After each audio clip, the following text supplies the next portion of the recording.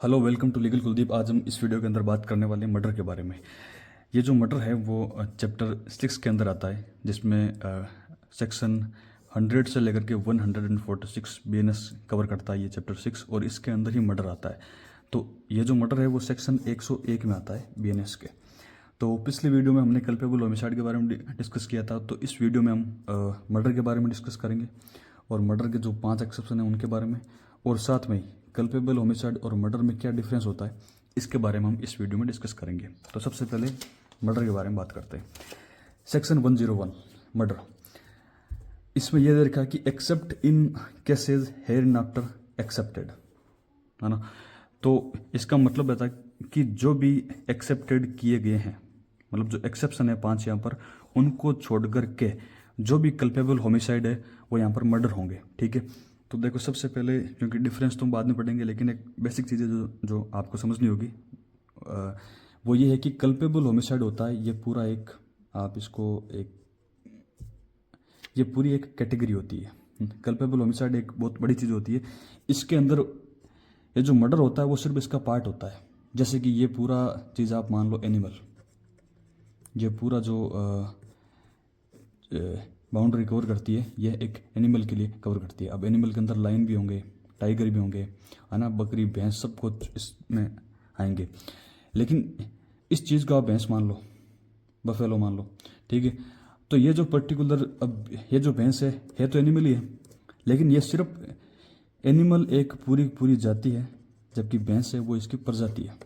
ठीक है, ये बड़ी चीज़ है, और इसके अंदर एक छोटा सा पोर्शन है वो इस भैंस का है। मतलब जो सारी की सारी भैंसें हैं वो सारी एनिमल है, लेकिन सारे के सारे एनिमल हैं वो भैंस नहीं है।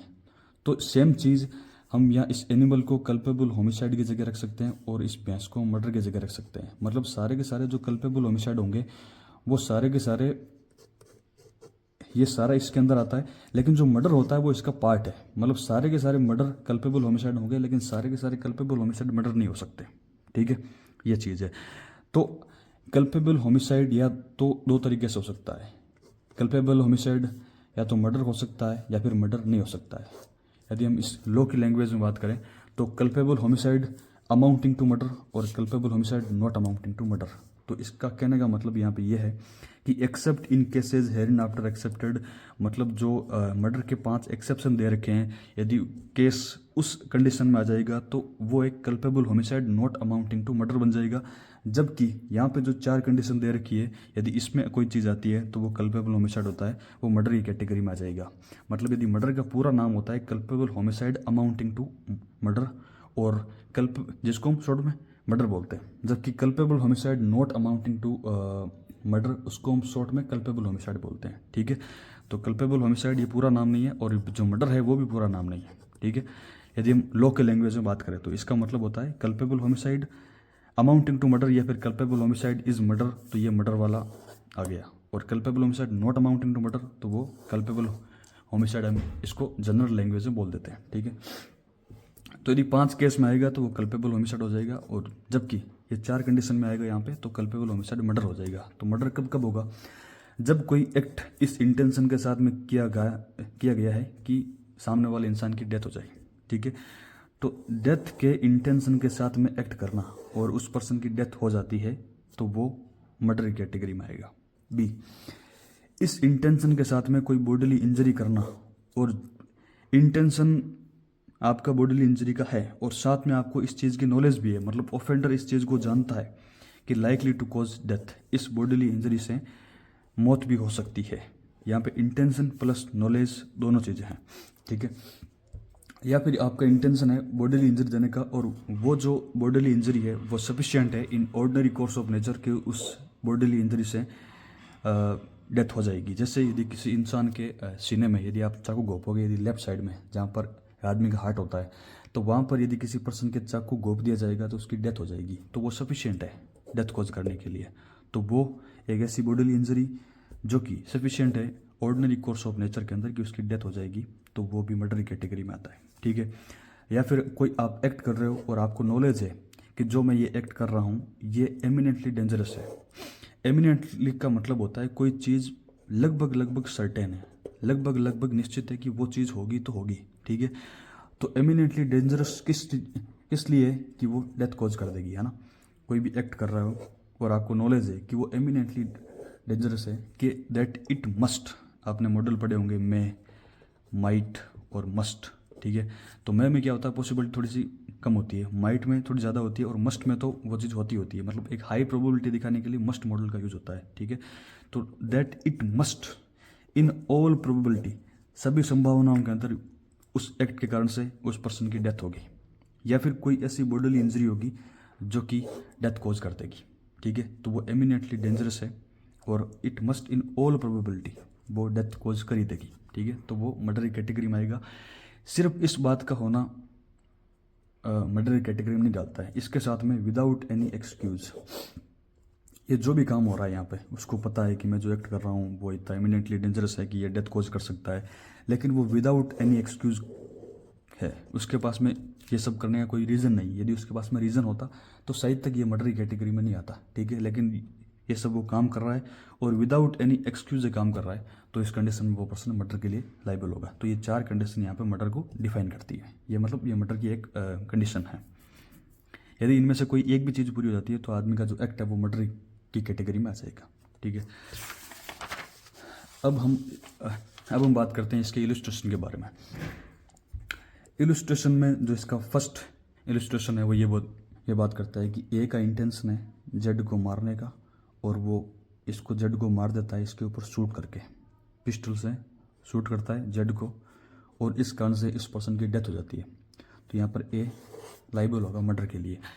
अब इसमें 4 इसके इलस्ट्रेशन दे रखे हैं और 4 ही इसके ये पॉइंट दे रखे हैं। तो ये चारों के चारों ये जो पॉइंट है वो इलस्ट्रेशन के साथ में कनेक्ट होते हैं। जैसे कि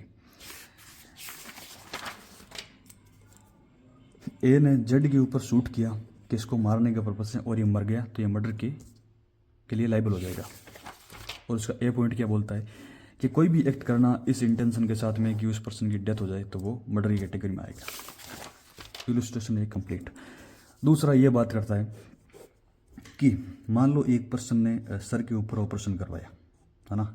ए है पर्सन, बी ने अपने सर के ऊपर ऑपरेशन करवाया, तो ए क्या करता है कि उस सर के ऊपर ही कुछ मुक्का मारता है नॉर्मल तरीके। यदि वो आदमी स्वस्थ होता तो उसके एक मुक्के से कोई फ़र्क नहीं पड़ता, लेकिन क्योंकि वो डिजीज़ है, कोई वहाँ पर डिसऑर्डर वगैरह है उसके, तो इसका पता होते हुए भी कि उसने सर का ऑपरेशन कराई है, वो नॉर्मल तरीके से उसके सर के ऊपर मारता है और उस पर्सन की डेथ हो जाती है, तो वो पर्सन मर्डर के लिए लाइबल होगा।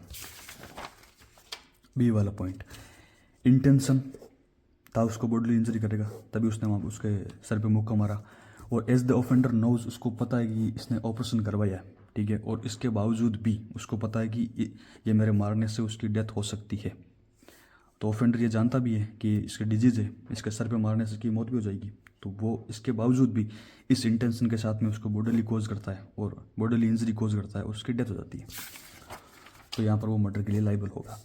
सी वाला ये पार्ट करता है कि मान लो कोई स्वॉर्ड या फिर क्लब बाउंड, स्वॉर्ड कट का मतलब होता है तलवार से कट मारना, और क्लब बाउंड का मतलब होता है एक लकड़ी से किसी आदमी को मारना, ठीक है। तो यदि कोई आदमी, अब इसका सी वाले पॉइंट से कनेक्ट करके देखते हैं इसको, इंटेंशन है कोई भी बॉडीली इंजरी करने का, ठीक है। अब उसका इंटेंशन बॉडीली इंजरी खोज करने का है। अब ज़रूर नहीं कि उसका इंटेंशन किसी को मारने का हो, ठीक है। एक इंटेंशन होता है कि मैं इस पर्सन को मारूंगा, और एक इंटेंशन होता है कि मैं इस पर्सन को सिर्फ बॉडीली इंजरी दूंगा, ठीक है। दोनों में अंतर होता है, मारने का इंटेंशन और बॉडीली इंजरी देने का इंटेंशन दोनों में अलग अलग होता है। अब यहाँ पे क्या हो रहा है कि एक पर्सन ए है जो जेड को तलवार से कट दे रहा है, और उसका इंटेंशन है कि इसको मैं बॉडीली इंजरी दूं। अब उसका इंटेंशन ये नहीं है कि उसको मारने का, ठीक है। मान लो वो मजाक में हो सकता है ना, कुछ भी कंडीशन हो कि उसका इंटेंशन नहीं उसको मारने का, लेकिन उसका इंटेंशन है कि सिर्फ बॉडीली इंजरी कॉज करने का। अब वो ठीक है, एक्सपेरिमेंट के लिए भी कर सकता है कि ऐसे मारने से ऐसा होता है, या फिर मजाक में, या फिर एक इमेच्योरिटी से उसको मार देता है, ठीक है। पर उसका इंटेंशन डेथ का भले ही नहीं हो, लेकिन वो स्वॉर्ड कट देता है, और वो सफिशिएंट है in the ordinary course of nature में कि उस आदमी की डेथ हो जाएगी, तो इस कंडीशन में वो पर्सन डेथ के लिए लाइबल होगा, ठीक है। डी वाला ये पॉइंट बोलता है कि ए के सामने एक तोप रखी है और वो उस लोडेड कैनन को चला देता है बेड के ऊपर पब्लिक प्लेस में, और वहाँ पे किसी पर्सन की डेथ हो जाती है, तो वो पर्सन मर्डर के लिए लाइबल होगा। अब वो लाइबल क्यों होगा, डी वाला पॉइंट, वो जानता है कि जो मैं एक्ट कर रहा हूँ वो एमिनेंटली डेंजरस है। अब उसको पता है कि यार भीड़ भाड़ वाला इलाका है, वहाँ पर आप किसी के ऊपर तोप चलाओगे तो वहाँ पर डेफिनेटली है कि it must in all probability cause death. और वो ये चीज़ विदाउट एनी एक्सक्यूज कर रहा है। मतलब ये पर्सन है, वो लोडेड कैनन जो तोप है वो भीड़ के इलाके में चला रहा है, पब्लिक के ऊपर चला रहा है, तो ये चीज़ साफ है कि ऑल प्रोबेबिलिटी किसी न किसी पर्सन की तो वहाँ पर डेथ होगी। और इसके पास में कोई एक्सक्यूज़ भी नहीं है। ये नहीं है कि उसके ऊपर हमला हो गया है तो उसने चला दिया विदाउट एनी एक्सक्यूज़, सिर्फ इन्जॉयमेंट के लिए, या फिर कोई भी रीज़न हो सकता है, उसने विदाउट एनी एक्सक्यूज़ वो चला दिया, तो ये पर्सन यहाँ पे मर्डर के लिए लाइबल हो जाएगा। ठीक है, तो हमने मर्डर की डेफिनेशन देख ली, मर्डर के इलस्ट्रेशन देख लिए। अब हम डिस्कस करते हैं कल्पेबल होमिसाइड और मर्डर में क्या डिफरेंस होता है। ठीक है, अभी मर्डर के जो 5 एक्सेप्शन बाकी हैं, लेकिन वो बाद में डिस्कस करेंगे। सबसे पहले मर्डर और कल्पेबल होमिसाइड में डिफरेंस जान लेते हैं। ठीक है, सबसे पहले कल्पेबल होमिसाइड होता है वो एक जीनस होता है, जीनस जिसको हिंदी में हम जाति बोल सकते हैं।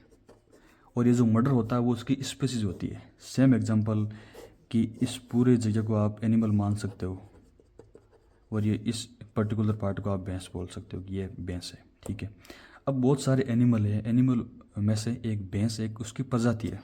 ठीक है, तो सारी भैंस एनिमल है लेकिन सारे एनिमल भैंस नहीं है। ठीक है, तो कल्पेबल होमिसाइड एक वाइडर एरिया कवर करती है जबकि मर्डर एक स्पेसिफिक चीज़ों को कवर करती है। ठीक है, तो कल्पेबल होमिसाइड का स्कोप बड़ा है, मर्डर का स्कोप छोटा है। ठीक है, मर्डर क्या होता है, aggravated form of culpable homicide होता है। इसका मतलब होता है कि एग्रावेटेड का मतलब होता है कोई चीज़ मोर सीरियस है, ज़्यादा है, मतलब उसकी सीरियसनेस ज़्यादा है ना। तो aggravated form of culpable homicide होता है जब कोई कल्पेबल होमिसाइड होता है और उसमें एक एग्रावेटेड फॉर्म, एक थोड़ी इंटेंसिटी आ जाती है, तो वो मर्डर की कैटेगरी में आ जाता है। ठीक है, अब कल्पेबल होमिसाइड में क्या होता है और मर्डर में डिफरेंस ये होता है कि मर्डर में जो एक इंटेंशन और जो नॉलेज होता है उसकी हायर डिग्री होती है ना। हायर डिग्री का मतलब होता है, एक तो देखो, अब आपका क्वेश्चन ये भी हो सकता है कि एक पर्सन है, उसका इंटेंशन किसी को मारने का होगा या फिर नहीं होगा, दो ही रास्ते होंगे। ठीक है, पर यह चीज़ इतनी मतलब सरल नहीं है। ठीक है, किस मतलब डिफरेंट पर्सन का डिफरेंट इंटेंशन हो सकता है। जैसे कि एक पर्सन है जेड और इसको ABC मान लो ना। अब जेड ने इन तीनों के साथ में धोखा किया है ना, मान लो कोई इसके साथ में बुरा कर दिया। अब ए का ये इंटेंशन है कि मैं इसको मारूंगा, लेकिन जब मेरे को कभी मौका मिलेगा तो मैं इसको मार दूंगा। ठीक है, अब बी का ये इंटेंशन है कि अभी मामला ठंडा पड़ जाए लेकिन 1 साल के अंदर अंदर मैं इसको मार दूंगा, है ना। यदि अभी मैंने मार दिया तो मेरे ऊपर कोई ब्लेम वगैरह आ जाएगा। ठीक है, पर इसका मारने का इंटेंशन है इसका, और इसका भी मारने का इंटेंशन है। अब सी ये बोलता है कि चाहे कुछ भी हो जाए, है ना, मेरे को इसको मारना है तो मारना ही है, मेरे को मौका मिले चाहे नहीं मिले, मैं चाहे फंसूँ या फिर नहीं फंसूँ, लेकिन मेरे को इस पर्सन को मारना है। तो ये तीनों पर्सन है, ये मौके की तलाश में है, ये एक टाइम के पीरियड में है कि 1 साल के अंदर इसको मार दूंगा जैसे ही मामला ठंडा पड़ेगा। इन तीनों का इंटेंशन है इसको मारने का, लेकिन इन तीनों का इंटेंशन की जो डिग्री है वो अलग अलग है। इसी तरीके से किसी पर्सन को नॉलेज की और जो इंटेंशन की है वो डिग्री कम ज़्यादा हो सकती है। ठीक है, तो जब एक हाई डिग्री चाहिए होती है इंटेंशन नॉलेज में किसी आदमी का मर्डर करने के लिए, जबकि कल्पेबल होमिसाइड में वो डिग्री कम हो जाती है। ठीक है, यदि कोई हाई इंटेंशन एक डिग्री है, हायर इंटेंशन के साथ में और हायर नॉलेज के साथ में कोई एक्ट होता है और डेथ हो जाती है तो वो मर्डर की कैटेगरी में आ जाता है, अदरवाइज वो कल्पेबल होमिसाइड की कैटेगरी में आ जाता है। ठीक है, मर्डर में क्या होता है कि प्रोबेबिलिटी ऑफ डेथ होती है वो ज़्यादा होती है, जबकि कल्पेबल होमिसाइड में जो प्रोबेबिलिटी ऑफ डेथ होती है वो कम होती है। जैसे कि किसी इंसान को 1 मंजिला इमारत से नीचे फेंकेंगे तो चांस है कि वो मर जाए, लेकिन ये भी चांस है कि वो नहीं मरे, उसके सिर्फ हड्डियाँ टूट जाए और वो आदमी मरे नहीं। लेकिन किसी इंसान को यदि 10 मंजिला ऊपर से फेंक गए तो उस कंडीशन में उस पर्सन की डेथ की जो प्रोबेबिलिटी होगी वो ज़्यादा होगी। 10 मंजिला इमारत से कोई आदमी मरता है तो जनरली 99% मर जाता है। ठीक है, तो जो प्रोबेबिलिटी ऑफ डेथ होती है वो ज़्यादा होती है मर्डर के अंदर। अब देखो, मर्डर में 5 एक्सेप्शन दे रखे हैं जो हम आगे भी डिस्कस करेंगे। यदि उन एक्सेप्शन की यदि कैटेगरी में आ जाते हैं कोई भी एक्ट तो वो कल्पेबल होमिसाइड आ जाएगा। फॉर एग्जांपल, यदि किसी इंसान ने आपने मान लो किसी इंसान को प्रोवोक किया, है ना, और उस इंसान ने प्रोवोक में आकर के आपको मार दिया, ठीक है, तो उस कंडीशन में ठीक है आपका उस पर्सन ने आपका मर्डर किया है, लेकिन उसके पास में एक्सक्यूज है कि आपने उसको प्रोवोक किया है और यही मर्डर का एक एक्सेप्शन है। तो आपने यदि उसको प्रोवोक किया है तो वो कल्पेबल होमिसाइड में आ जाएगा, है ना। तो इसका जो एक्सेप्शन है वो, ये डिफरेंस है नहीं, वैसे एक जनरल बात बोलने के लिए मैंने यहाँ पे लिखी है कि जो मर्डर के एक्सेप्शन होंगे वो इस कल्पेबल होमिसाइड के अंदर आ जाएंगे, ठीक है। अब लेकिन ये बात है भाई, ठीक है, जीनस वाली बात पता लगी भाई, ये कल्पेबल होमिसाइड एक जाति है जबकि मर्डर एक प्रजाति है। लेकिन ये चीज़ जो एग्रावेटेड फॉर्म होता है मर्डर कल्पेबल होमिसाइड का, या एक हायर डिग्री ऑफ इंटेंशन और नॉलेज होता है मर्डर के अंदर, या फिर प्रोबेबिलिटी ऑफ डेथ ज़्यादा होती है, ये चीज़ हमको कहाँ से पता लगेगी? ये चीज़ हमको बेर एक्ट से ही पता लगेगी, है ना। बेर एक्ट में जब आप पढ़ोगे, जैसे कि कल्पेबल होमिसाइड और मर्डर की लैंग्वेज में थोड़ा सा फ़र्क है, ठीक है। और जो फ़र्क है वो मैंने यहाँ पे ब्लैक से लिख दिया है, जैसे कि ये वाला, as the offender knows sufficient in course of nature of cause death. और ये 3 जगह पर ये बिल्कुल ही एक अलग यहाँ पे लिखा हुआ है ब्लैक पेन से। ये क्यों लिखा हुआ है? क्योंकि ये ही, यदि हम इस चीज़ को ध्यान से पढ़ेंगे तो हमको पता लगेगा कि ये चीज़ है वो एग्रावेटेड फॉर्म होती है कल्पेबल होमिसाइड का, यहाँ पर हायर डिग्री होती है और प्रोबेबिलिटी ऑफ डेथ ज़्यादा होती है। जैसे कि आप यदि कल्पेबल होमिसाइड में पढ़ेंगे तो आप वहाँ पर यह देखेंगे कि इंटेंशन होता है बॉडीली इंजरी करने का, जो कि लाइकली टू कॉज डेथ होगा। वहाँ पर एज द ऑफेंडर नोज ये वाला वर्ड इसमें नहीं आता है, ठीक है। उसमें दिया है कि आदमी कोई इंटेंशन के साथ में किसी को बॉडीली इंजरी देता है जिसके कारण से किसी पर्सन की डेथ हो सकती है। लेकिन डेथ में लेकिन ये मर्डर में ये दे रखा है कि as the offender knows, offender यहाँ पर जानता है, ऑफेंडर के पास में इंटेंशन के साथ साथ में उसका नॉलेज भी है, उसको पता है ये चीज़ कि यदि मैं इसको मारूंगा तो इसकी डेथ हो जाएगी। तो ये एज द ऑफेंडर नोज है, वो एक इंटेंशन की डिग्री को हाई कर देता है, एक नॉलेज की डिग्री को हाई कर देता है, ठीक है। अब यदि आप इसमें और ये दे रखा है कि इंटेंशन होता है बॉडीली इंजरी करने का, लेकिन sufficient in course of in ordinary course of nature के अंदर। जैसे कि मान लो ये एक सड़क जा रही है ना, सड़क की यदि मान लो एक पर्सन किसी दूसरे पर्सन को सड़क के किनारे से धक्का देगा, तो मान लो यहाँ पर झाड़ियाँ हैं, मान लो 5-10 फुट नीचे तक ये इसका स्लोप है यहाँ पर ना, तो यहाँ पर झाड़ियाँ हैं, कुछ नुकीले पत्थर भी हैं, लेकिन 10 फुट का है तो एक जनरल प्रसम्पशन ये होता है कि ये बच भी जाएगा सही तक, है ना। ये बच भी सकता है और नहीं भी बच सकता है यहाँ पे, है ना। क्योंकि ठीक है, कोई पत्थर उसके सर पर लग गया तो वो मर जाएगा। मान लो पत्थर उसके टच भी नहीं हुआ, वो झाड़ियों में उलझा रहा, तो नॉर्मल उसका हार्ट वगैरह होगा, है ना। तो यहाँ पे एक प्रोबेबिलिटी ऑफ डेथ होती है वो थोड़ी कम है यहाँ पे, है ना।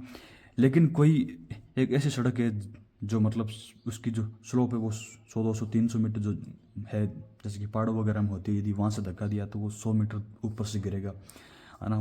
नीचे पत्थर भी है और वो आदमी पत्थर से टकरा कर मर जाएगा। तो यहाँ पर एक जो इन दोनों चीज़ों में ये है कि फर्स्ट वाले में ये सफिशिएंट नहीं है कि ऑर्डिनरी कोर्स में कि कोई 10 फीट से कोई आदमी मर सकता है क्या, है ना। जबकि सेकंड वाला ऑप्शन जहाँ पर ये जो स्लोप ज़्यादा है यहाँ पे पहाड़ से, तो इस कंडीशन में ये सफिशिएंट है कि आदमी की डेथ हो जाएगी। तो वो चीज़ ऑर्डिनरी कोर्स में सफिशिएंट होनी चाहिए कि वो उसी कॉज डेथ कर दे। तो यहाँ पर ये चीज़ें थोड़ी एक्स्ट्रा दी हुई है मर्डर के अंदर, तो ये हायर डिग्री होती है कल्पेबल होमिसाइड की। अब ये चीज़ इसमें कि एमिनेंटली डेंजरस है that it must in all probability. Culpable homicide में होता है कि उस पर्सन को नॉलेज है कि मेरे एक्ट से इस पर्सन की डेथ हो सकती है, लाइकली टू कॉज डेथ। लेकिन यहाँ पे ये दे रखा है कि एमिनेंटली डेंजरस एक्ट वो करता है और it must in all probability, वो वहाँ पर डेथ कॉज करेगा ही करेगा, ठीक है। तो इन ऑल प्रोबेबिलिटी वहाँ पर डेथ होती है। तो ये जो ब्लैक वाला पार्ट है ये इन दोनों में डिफ्रेंशिएट प्रोड्यूस करता है यहाँ पर, ठीक है। तो हमने कल्पेबल होमिसाइड और मर्डर के बारे में एक डिफ्रेंशिएशन को जान लिया। अब हम इसके एक्सेप्शन के बारे में बात करते हैं, मर्डर के बारे में। कोई भी चीज़ यदि मर्डर के एक्सेप्शन में यदि आ जाएगी तो वो मर्डर नहीं होकर के वो कल्पेबल होमिसाइड हो जाएगा, ठीक है। और इसके 5 एक्सेप्शन है। सबसे पहले बात करते हैं फर्स्ट के बारे में। यदि कोई आदमी ने किसी को ग्रेव एंड सडन प्रोवोकेशन दिया है और उस कारण से उसका सेल्फ कंट्रोल लूज हो गया है और फिर जिस आदमी ने उसको प्रोवोक किया है उसकी डेथ हो जाती है, वो डेथ कॉज कर देता है, तो वहाँ पर वो मर्डर के लिए लाइबल नहीं होगा, वो कल्पेबल होमिसाइड के लिए लाइबल होगा। या फिर मान लो वो सडन या प्रोवोकेशन के अंदर किसी अदर पर्सन की भी डेथ कर देता है, लेकिन अदर पर्सन की डेथ या तो कोई मिस्टेक से हुई या फिर कोई एक्सीडेंट से हुई है, तो इस कंडीशन में वो पर्सन कल्पेबल होमिसाइड के लिए लाइबल होगा, ना कि मर्डर के लिए। फॉर एग्जाम्पल, एक जैसे ए और बी है और ये जेड पर्सन है। अब ए का बच्चा है बी, ए ने इस जेड को प्रोवोक किया, ए ने क्या करा कि बी को मार दिया, इसके बच्चे को मार दिया। अब इसको प्रोवोक करने वाला ए है, इसका बाप है इसको प्रोवोक करने वाला, तो इसने बच्चे को क्यों मार दिया? ठीक है, तो जब इसने इस बच्चे को मार दिया तो अदर पर्सन की डेथ हो रही है, लेकिन वो मिस्टेक या एक्सीडेंट से नहीं हो रही है, वो जानबूझकर उसको मार रहा है। ठीक है, तो इस कंडीशन में ये जो पर्सन होगा ए, जो जड होगा, वो मर्डर के लिए लाइबल होगा। लेकिन मान लो जड है, ठीक है, अब मान लो इसका बेटा ये इसके पीछे है, कोई झाड़ियों के पीछे छुपा हुआ है, मान लो ना, ये बैठा हुआ है, इसने इसको प्रोवोक किया, इसने इसको मारा, इसकी तरफ शूट किया, लेकिन ये बच गया और इसका बेटा मर गया, या फिर कोई और अदर पर्सन भी मर गया। ठीक है, तो जो अदर पर्सन मर रहा है, इसने गोली चलाई प्रोवोकेशन के अंदर, लेकिन अदर पर्सन मर रहा है, लेकिन वो मिस्टेक से मर रहा है ना, वो बाई मिस्टेक मर रहा है, तो उस कंडीशन में इसका बेनिफिट मिल जाएगा, वो पर्सन कल्पेबल होमिसाइड के लिए लाइबल हो जाएगा यहाँ पर। ठीक है, अदर पर्सन की डेथ तभी जस्टिफाई है जब आप मिस्टेक या फिर कोई एक्सीडेंट के से करते हो तो, है ना। और जिसने आपको प्रोवोक किया है उसी की यदि डेथ होती है, तो जैसे यहाँ पर उस बच्चे की डेथ हो रही है, ना कि उस फादर की डेथ हो रही है, क्योंकि फादर ने उसको प्रोवोक किया, तो यदि फादर की डेथ होती तो इस कंडीशन में ये पर्सन कल्पेबल होमिसाइड के लिए लाइबल होता, लेकिन इसने इसके बच्चे को मार दिया तो ये मर्डर के लिए यहाँ पर लाइबल हो जाएगा। ठीक है, अब इसका प्रोवाइडेड ये बात करता है कि जो भी यहाँ पर सडन प्रोवोकेशन हो रहा है, वो प्रोवोकेशन इन 3 तरीके से नहीं होना चाहिए। यदि इन 3 तरीकों से हो गया तो आपको इसका एक्सेप्शन का बेनिफिट नहीं मिलेगा, तो फिर आप मर्डर के लिए लाइबल हो जाओगे, आप कल्पेबल होमिसाइड का चार्ज आपके ऊपर नहीं लगेगा, है ना। तो ये जो प्रोवोकेशन होगा वो वॉलंटरी कॉज नहीं होना चाहिए, मतलब आप अपने कारण से ही, आप खुद के ही कारण से आपको प्रोवोकेशन नहीं होना चाहिए। जैसे कि ए और बी है, सबसे पहले ए ने ही शुरुआत करी इसको भड़काने की, अब बी भड़क गया तो ये फिर ये इसको प्रोवोक कर रहा है।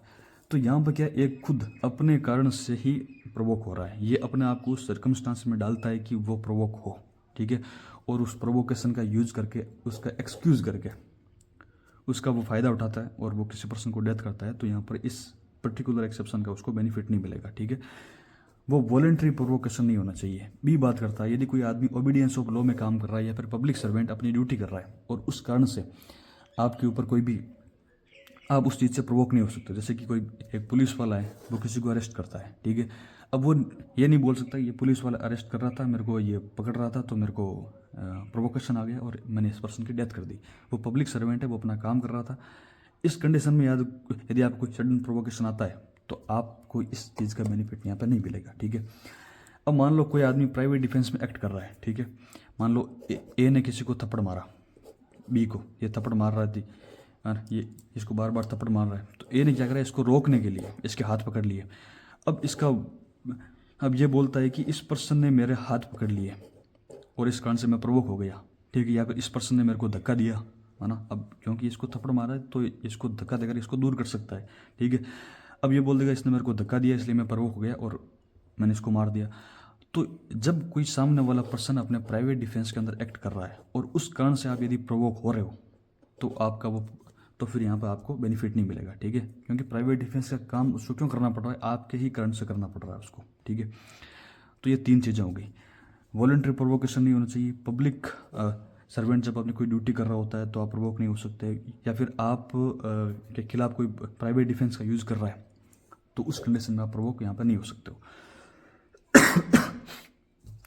इसका एक्सप्लेनेशन ये बोलता है कि प्रोवोकेशन इतना ग्रेव और सडन था कि नहीं था कि वो किसी की डेथ कर दें, है ना। अब सडन भी तो जो प्रोवोकेशन होता है वो भी उस लेवल का होना चाहिए ना कि आदमी अपना सेल्फ कंट्रोल खो दे, ठीक है। तो ये चीज़ कौन डिसाइड करेगा, ये कोर्ट डिसाइड करेगा। ये एक तरह का क्वेश्चन ऑफ फैक्ट है। क्वेश्चन ऑफ फैक्ट का मतलब होता है कि आसपास की जो सर्कमस्टांसेस है, वहाँ पर क्या हुआ था, वहाँ पर क्या नहीं हुआ था, ठीक है, तो क्या फैक्ट थे वहाँ पर, किस कारण से ये सब हुआ था, उन सब को देखते हुए ये क्वेश्चन ऑफ फैक्ट है जो कि कोर्ट डिसाइड करेगा, ठीक है। अब हम इसके इलस्ट्रेशन के बारे में बात करते हैं। ये फर्स्ट वाला हमने देख लिया, ये दोनों देख लिए, अब डी वाला देखते हैं। एक पर्सन है जिसने कोर्ट के अंदर झूठी गवाही दी, ठीक है, मजिस्ट्रेट ये बोलता है कि इस पर्सन ने झूठी गवाही दी है तो हम इसका बयान को नहीं मानेंगे, है ना, हमको इसके बयान पर बिलीव नहीं है।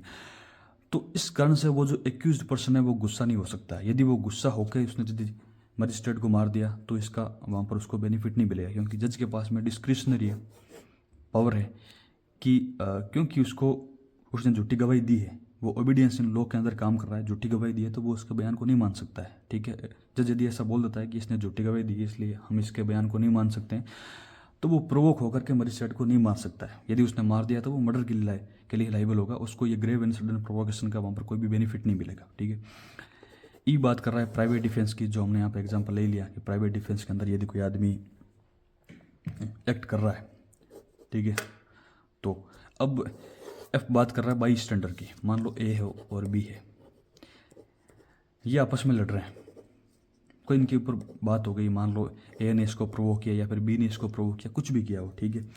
अब ए के पास अब कोई जेड पर्सन है, इसकी कोई बी से दुश्मनी है या फिर कुछ दुश्मनी हो या नहीं हो, इनको पता ये लड़ रहे हैं, तो जेड क्या करता है, इसके हाथ में चाकू दे देता है और ये चाकू आने से इस पर्सन की डेथ हो जाती है, ये इसको चाकू मार देता है।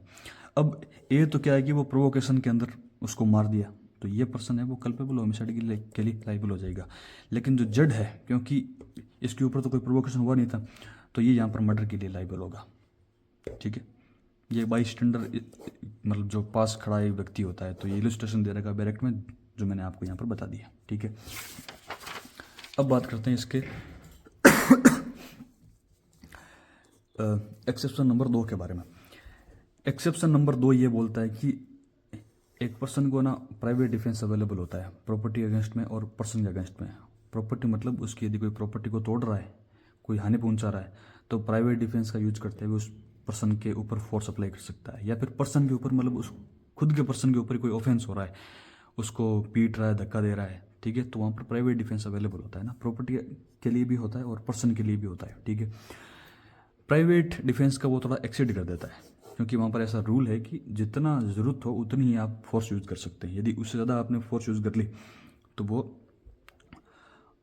तो आप यहाँ पर गुड फेथ में यदि वो आप एक्सीड करते हो, तो उस कंडीशन में आप मर्डर के लिए नहीं, आप कल्पेबल होमिसाइड के लिए लाइबल हो जाओगे। ठीक है, जैसे एक इलस्ट्रेशन दे रखा है हॉर्स व्हिप का वहाँ पर, कि एक पर्सन होता है वो किसी को ये बी को चाबुक से मारता है। ठीक है, अब ए का यहाँ पे इंटेंशन ना तो इसको ग्रीवियस हर्ट देने का है, ना फिर इसकी डेथ करने का है। ठीक है, एक नॉर्मल बस इसको हर्ट करने का या फिर ऐसे ही कोई अनॉय करने का है, लेकिन बी को ऐसा लगता है कि यदि इसने अपना प्राइवेट डिफेंस का यूज़ नहीं करा तो ये इसको मार देगा या फिर इसको ग्रीवियस हर्ट दे देगा, तो ये अपनी पिस्तौल निकालता है और उसको मार देता है। ठीक है, अब प्राइवेट डिफेंस का इसने यहाँ पे एक्सीड कर लिया। ठीक है, लेकिन वो गुड फेथ में करा है, उसको पता नहीं था इस चीज़ के बारे में। ठीक है, तो ये पर्सन मर्डर के लिए लाइबल नहीं होगा, वो कल्पेबल होमिसाइड के लिए लाइबल हो जाएगा। अब उसका इंटेंशन है यहाँ पर, ठीक है, इंटेंशन नहीं होना चाहिए उस सामने वाले इंसान को मारने का, और विदाउट प्री मेडिटेशन का मतलब होता है कि पहले से सोचा समझा साजिश नहीं, मतलब पहले से सोच समझ करके वो काम किया हुआ नहीं होना चाहिए, है ना। तो उसको पता है कि ये मेरे को हर्ट के लिए मारेगा, मैं वहाँ पर जाऊँगा तो, है ना, मतलब कोई भी एक हम एग्जाम्पल ले सकते हैं। ठीक है, तो ये इस पर्सन का विदाउट प्री मेडिटेशन होना चाहिए, मतलब सोचे समझे पहले से वो चीज़ नहीं होनी चाहिए, है ना। वो एक इंस्टेंट चीज़ होनी चाहिए कि वो उसको मार रहा है और अचानक से वो उसको मार देता है। ठीक है, पहले से कोई चीज़ विदाउट प्री मेडिटेशन होनी चाहिए, उसका इंटेंशन नहीं होना चाहिए, वो गुड फेथ में कि उसको ऐसा लग रहा है कि वो उसको मार देगा, है ना, इसलिए वो वहाँ पर प्राइवेट डिफेंस का यूज़ कर रहा है, तो वो चीज़ गुड फेथ में होनी चाहिए, है ना। तो जब कोई प्राइवेट डिफेंस का एक्सीड कर देता है तो वो पर्सन मर्डर के लिए नहीं, कल्पेबल होमिसाइड के लिए लाइबल होता है। थर्ड बात ये करता है एक्सेप्शन इसका, कि जब कोई पब्लिक सर्वेंट पब्लिक जस्टिस के लिए अपनी पावर को एक्सीड कर देता है ना। एक पब्लिक सर्वेंट है जिसे कोई लॉ के द्वारा पावर मिली है या फिर कोई ड्यूटी मिली है उसको, और गुड फेथ में वो अपनी पावर को एक्सीड कर देता है, तो इस कंडीशन में विदाउट इल विल, उस सामने वाले इंसान के लिए कोई भी उसके लिए इल विल मतलब दुर्भावना नहीं होना चाहिए, और वो अपनी पावर को एक्सीड कर देता है, तो उस कंडीशन में वो पर्सन मर्डर के लिए नहीं, कल्पेबल होमिसाइड के लिए लाइबल होगा। जैसे कि एक पुलिस वाला है, वो किसी चोर को पकड़ रहा है, ये चोर भाग रहा है, अब पुलिस ने क्या करा, इसको अरेस्ट करना है, ये अपना लॉफुल काम कर रहा है, लेकिन ये भाग गया। अब ये पीछे से इसको मान लो कुछ गुस्सा वगैरह आ गया, इसके मान लो वो चाह रहा है कि इसके पैर में गोली मार दूं, है ना, पैर में गोली मार दूं, या फिर पीछे से कोई सरिया वगैरह फेंकता है और ये जाके इस पर्सन की सर में लगता है और वो उसकी मौत हो जाती है। ठीक है, तो इसका काम था इसको पकड़ने का, एक पावर अपनी एक्सेस कर रहा था, लेकिन उसने अपनी पावर को एक्सीड कर दिया यहाँ पे, है ना। वो सब करने की इसको ज़रूरत नहीं थी, ठीक है, पुलिस वाले को। तो ये पब्लिक सर्वेंट जब अपनी पावर को एक्सीड करता है और कुछ किसी पर्सन की डेथ हो जाती है तो उस कंडीशन में वो पर्सन वो जो पब्लिक सर्वेंट होता है वो मर्डर के लिए नहीं, कल्पेबल होमिसाइड के लिए लाइबल होता है। ठीक है। एक्सेप्शन नंबर 4 ये बात करता है जब कोई सडन क्वेरल होता है, मतलब एक वर्बल झगड़ा होता है और हीट ऑफ द पैशन में वहाँ पर पैशन के अंदर वहाँ पर सडन फाइट शुरू हो जाती है ना। अब जो ये फाइट है वो सडन होनी चाहिए, है ना। ये कोई प्री मेडिटेशन नहीं होनी चाहिए, मतलब पहले से कोई सोच समझ करके चीज़ें नहीं होनी चाहिए, पहले से कोई प्लान नहीं होना चाहिए उनका। ठीक है। तो इस कंडीशन में यदि कोई पर्सन मर जाता है तो उस पर्सन तो जिस पर्सन ने उसको मारा है वो मर्डर के लिए लाइबल नहीं होता है, वो कल्पेबल होमिसाइड के लिए लाइबल हो जाएगा। ठीक है। अब इसका एक्सप्लेनेशन हम ये बोलता है कि ये इमटेरियल है कि किसने पहले शुरुआत करी थी, मतलब फर्स्ट किसने प्रोवोकेशन दिया था या फिर किसने असोल्ट दिया था उसको। ठीक है। अब ये भी चीज़ है कि उस सडन फाइट का कोई भी अनड्यू एडवांटेज ना ले। ठीक है। एक सडन फाइट हो गई तो मतलब सडन क्वेरल हुआ और हीट ऑफ द पैशन के अंदर कोई आदमी मर गया। ठीक है। कोई अनड्यू एडवांटेज नहीं लगा उस चीज़ का। यदि अनड्यू एडवांटेज ले लेता है तो वो पर्सन मर्डर के लिए लाइबल हो जाएगा। अनड्यू एडवांटेज का मतलब ये हो गया कि मान लो सडन फाइट हो गई, अब उसको पता है कि मेरे को आईपीसी ये जो बीएनएस है इसके अंदर मेरे को सडन फाइट में किसी पर्सन की डेथ होती है तो मेरे को यहाँ पे बेनिफिट मिल जाएगा, तो वो सडन फाइट का अनड्यू एडवांटेज लेते हुए उस पर्सन को मार देता है, जबकि वहाँ पर वो हीट ऑफ द पैशन नहीं है, वो एक सोचे समझी हुई चीज़ वहाँ पर कर रहा है, तो अनड्यू एडवांटेज ले रहा है तो वो पर्सन मर्डर के लिए लाइबल हो जाएगा। ठीक है। और वो उस सडन फाइट के अंदर क्रूल हो गया। ठीक है। अब नॉर्मल जब फाइट होती है तो ठीक है थप्पड़ मार देते हैं, मुक्के मार देते हैं, लेकिन यदि कोई आदमी चाकू लेकर आ जाता है ना, जब वो चाकू से किसी पर्सन को 8-10 बार घोंप देता है तो वो एक तरीके क्रूल्टी है, वो क्रूरता है, वो एक क्रूरता है। ठीक है।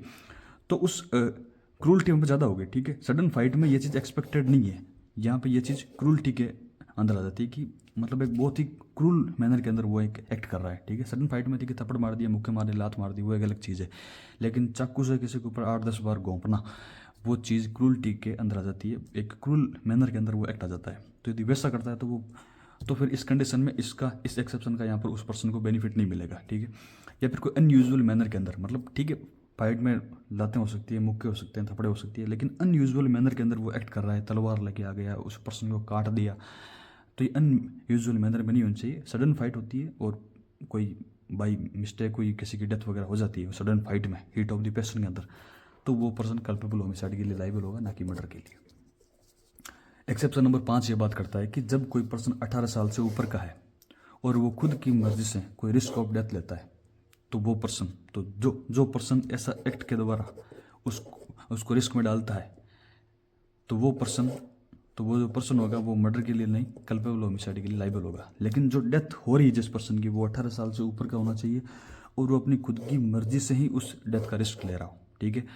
जैसे कि एक पर्सन है ए, मान लो ये बी बच्चे को ये बच्चा 18 साल से कम का है। ठीक है। अब इसको इंस्टिगेट करता है सुसाइड के लिए, अब ये पर्सन होता है उसकी डेथ हो जाती है, ये मर जाता है बच्चा। ठीक है। तो इस कंडीशन में क्योंकि ये बच्चा था, ये 18 साल से कम का था, तो ये पर्सन यहाँ पर मर्डर के लिए लाइबल हो जाएगा, मतलब एक मर्डर का अबेटमेंट के लिए यहाँ पर लाइबल हो जाएगा, क्योंकि सबसे फर्स्ट कंडीशन ये बच्चा था वो 18 साल से कम का था, जबकि इस एक्सेप्शन का बेनिफिट लेने के लिए आपको 18 साल, वो जो बच्चा मर रहा है वो 18 साल से ऊपर का होना चाहिए, है ना। अब मान लो कोई बच्चा है जो 18 साल से ऊपर का है और उसकी ओन कंसेंट के साथ में कुछ ऐसा हो रहा है ना, उसको बोलता है कि तू इस कुएं में कूद जा। अब वो ओन कंसेंट के साथ में उसको पता है कि यहाँ पर रिस्क ऑफ डेथ है, लेकिन 18 साल से ऊपर का है, अब वो कुछ मजाक में हो सकता है, कुछ किसी भी तरीके से हो सकता है ना, वहाँ पर उसकी कंसेंट है और वो रिस्क लेता है। तो इस कंडीशन में यदि वो 18 साल से ऊपर का है तो जिस पर्सन ने उसको अबेट किया था वो पर्सन मर्डर के लिए लाइबल नहीं होगा, वो कल्पेबल होमिसाइड के अबेटमेंट के लिए वहाँ पर लाइबल होगा। लेकिन कंडीशन है 18 साल से ऊपर ओन कंसेंट के साथ में वो रिस्क लेना चाहिए डेथ का। ठीक है। ये हो गया इसका मर्डर का पूरा टॉपिक। इसके अंदर 5 इलस्ट्रेशन, मर्डर की डेफिनेशन और कल्पेबल होमिसाइड और मर्डर के बीच में डिफरेंस। Thank you.